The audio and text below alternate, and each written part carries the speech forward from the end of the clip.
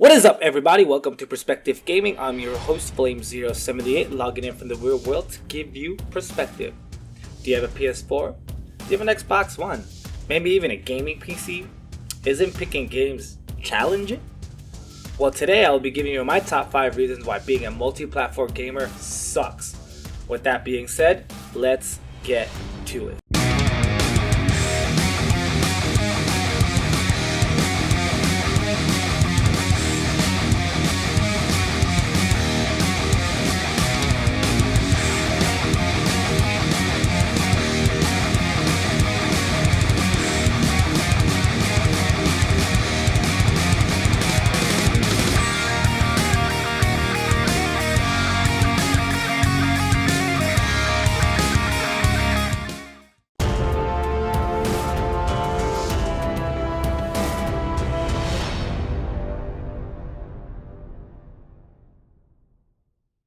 The times were so simple back then when I only had one console and too broke to build a PC. Simple times, simple times. So my number 5 reason is cultivating a group of friends to play on each system. So for me, getting friends together in real life is sometimes a hassle because of schedules and distance, so on and so forth. Now try to get a group of gamers? Holy crap, that is so much worse.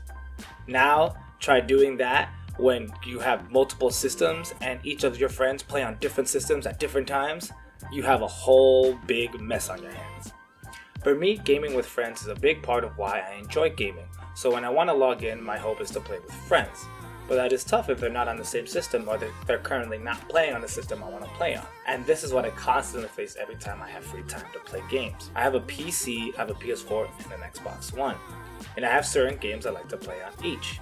My issue is, since not all my friends have the same systems or the same games for the same systems, I tend to have a hard time trying to find someone to play with. Say for example, when I want to play on my PC for the night, I have to figure out if anyone else wants to play on their PCs for that night. And it's just tough. I think any gamer who has multiple platforms deals with this on a day-to-day, and if you're like me, then gaming solo can only be fun for so long before you're like, I kind of want to play with my friend.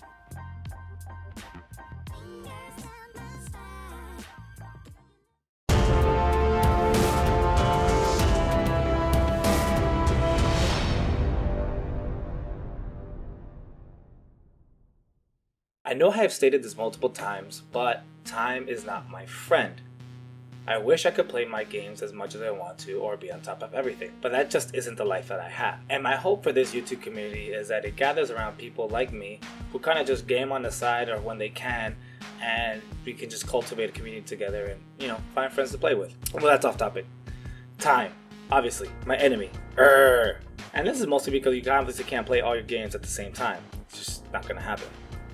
Many nights I have to choose which game to invest time in, and if I have 3 games on my board that I'm trying to beat, then that makes things tough, especially if they're not on the same system. But worst of all is when I'm trying to get a group together, like reason 1 to try to play with friends, is when I say, for example, I'm playing on my PS4, and then I get a Discord message be like, yo, we got Battlegrounds, let's go, and I'm just like, damn, what do I do?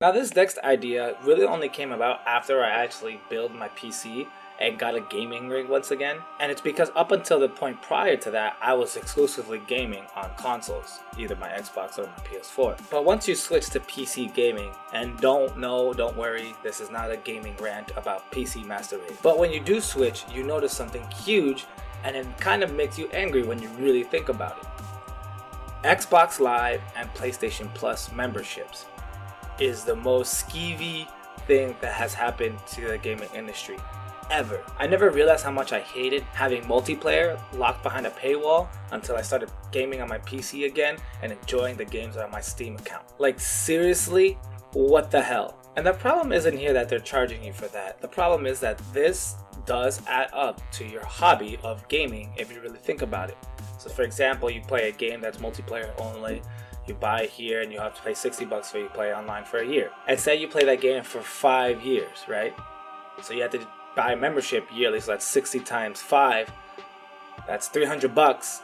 That's a whole nother console you could have bought in that time just to maintain playing that one game for 5 years. And I know I get that the Live and PS Plus memberships give you more, but I can't really say that getting the free games or the discounts is worth having multiplayer locked behind a paywall.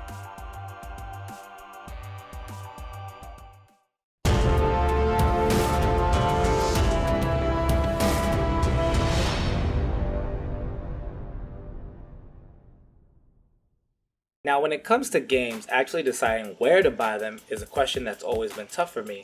And I think because of this dilemma, it has made me question actually owning all 3 of these consoles. Obviously, if it's an exclusive, it's a no-brainer. Not really a choice there. But if the game is out on everywhere, where do I play? A lot of this reason ties into my reason for building friend groups per console. I tend to choose my games or where to play them based on where my friends are going to play them. In this generation, it's almost always been exclusively on my PS4 that I buy the game. And that's because that's where my core friends play on. And honestly, this is a perfect segue into my number 1 reason on why multi-platform gaming sucks.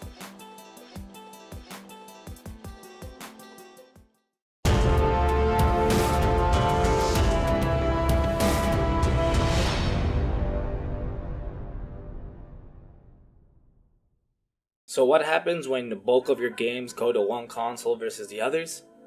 You feel like you're not using your investment of the other consoles properly. And that's exactly where I feel. Sometimes I feel like that I'm not getting my money's worth for my Xbox One, or sometimes even my gaming PC. And that kind of sucks, because if you want to feel like your purchase was worth it, you want to make sure you'll be able to use it to the full extent. Well, that's just not the case. My library for my PS4 is massive, while my Xbox One, I literally only have Halo and Gears. For my PC, I managed to switch it up. I have a couple of games on Steam, not too much, but I play a lot of Battlegrounds and Overwatch on my PC, and I'm trying to get into RTSs on my PC just because I like the mouse and keyboard mechanic for those types of games. If I were to rate my usage on all 3, it would be my PS4, then PC, and then Xbox. But even so, I have this feeling that I wish I could use them evenly, or say dedicate a day to gaming on each. But when the games are not there to support each title, or the friend groups to support going to those systems, it makes things kind of tough. And that's it, my top 5 reasons why multi-platform gaming sucks.